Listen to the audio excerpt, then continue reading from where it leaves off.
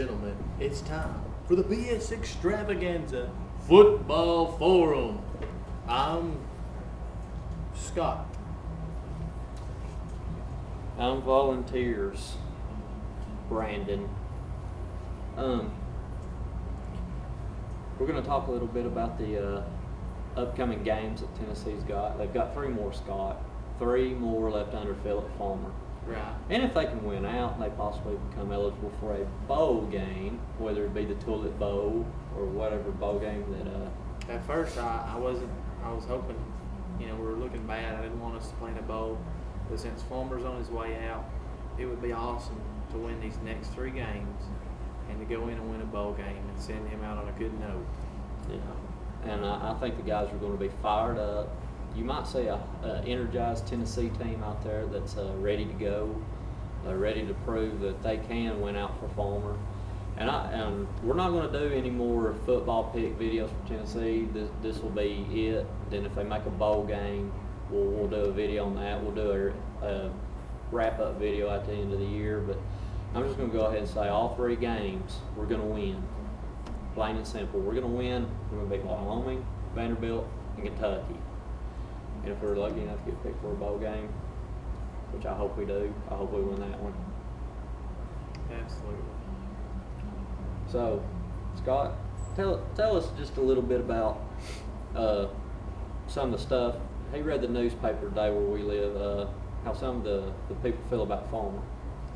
Some people felt like that it was a long time coming, that change needed to be made. And others felt like they did him wrong. They fired a legendary coach. Now, in the past, I have run down Phillip Fulmer, but about a year ago, I realized that I looked at Fulmer's career. Fulmer's been a good man, and he truly is more about the people and the family rather than the actual game. And he's got a great record, folks. He's a legendary coach. And really, it's sad the way football, college football has become, but it's a business. And if you're not filling the seats, people are unhappy and griping, then they will get rid of you. But don't necessarily mean it's right. And I'm one that I still think that, yes, we needed a change. I don't know if that was the answer, but it's too late now. But I think now we need to honor Fulmer for the great things that he did and the dedication, and wish him well every game from here on out. Right. It should be a celebration of Fulmer. And it's going to be a sad time when he runs through that tee for the last time. It's his last game as the head coach at Neyland Stadium. It's going to be real emotional. But I think the guys are going to pull it through for him. I think they've finally come together. It's too bad that this is what it took to get a spark under them, and we're losing Fulmer. I thought maybe the answer would have been, get rid of the offensive coordinator. There's something that went terribly wrong with our offense.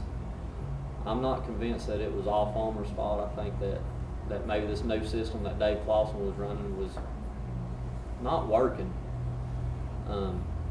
Maybe they should have gave him a shot to go out to get a big gun name for an offensive coordinator. Here's the thing, though. We don't know. We can talk crap all the time, these sports talk places, radio, TV. We're not there.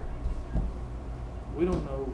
The players and the coaches know, okay, what really goes on up there. I don't know what the problem was, but no matter what, we do know that, Fulmer's gone. He's out, okay? And they even said that 95% of the players admitted the reason why they come to Tennessee was because of Phillip Fulmer. So that tells you that he's really involved with his players. He makes them feel like, hey, I want to go play for this guy. So, but it's done. It's said. It's over with. So we wish him the best of luck, and we just want to talk about a little bit about the video. Let's talk about butt wipes. Butt wipes. Let's talk about butt wipes. People, those that saw our former video, our last one we posted, some people really just didn't get it. I mean, come on, people. I mean, you got to read the headlines, The description. Don't just take part of it and what do you mix up the true meaning of it. We were just poking fun at Tennessee fans. The ones that are kind of So fair weather. two-faced. You know, when we're winning, it's all good. When we're losing, we need to fire him. And after we fired him, everybody's panicking and what. Hey, some people, if this is what you wanted, you got it, and you should be happy. If you go back and watch previous videos, I said, hey, I'm sticking with Phillip Fulmer, and I was serious. I was, I'm like him. I've run him down in the past, but I thought, you know what, we need to stick with him because what are you going to do if we get a coach in there next year and we're 10 times worse than you could ever imagine? And this wasn't no resignation or mutual agreement. This was Fulmer getting fired. This was, yeah. And it was hard for me to watch that the conference where he announced he would be leaving. I mean, if you're true Tennessee, you saw Fulmer, tears in his eyes. It got to you. You felt it because he was so much about the program, and the kids and so forth. And you could tell that's when he'd really get tore up, is when he started talking about the kids and what it meant. It was more than just on the football field. It was a family thing. He said everything was done not just for the game on Saturday, but it was all the other stuff that meant so much. And really thought he could still turn it around, give another shot, but obviously he wasn't. So what do you think, Fulmer? I think Fulmer will take a year off. And to me, it sounds like he could possibly coach again. And if he does, man, I'll be pulling for him. Yeah, I'll pull for the team that he goes to. I grew up on Phillip Fulmer from the times that I really have a good memory of football. I remember his first game he coached the Boston College game as the head coach, bowl game.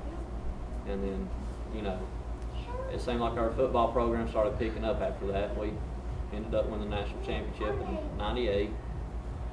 And we've been in the mix a few times, and we've had our bad years. And this year right here is not a losing season just yet. So if we went out and we happen to get into a bowl game and we go 7-6, he's only had one losing season in 17 years. And that might be enough to make him feel really bad. Yeah. So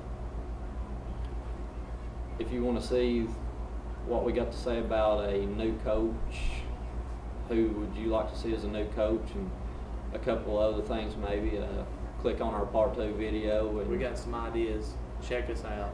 Stay tuned. Click on part 2. Peace.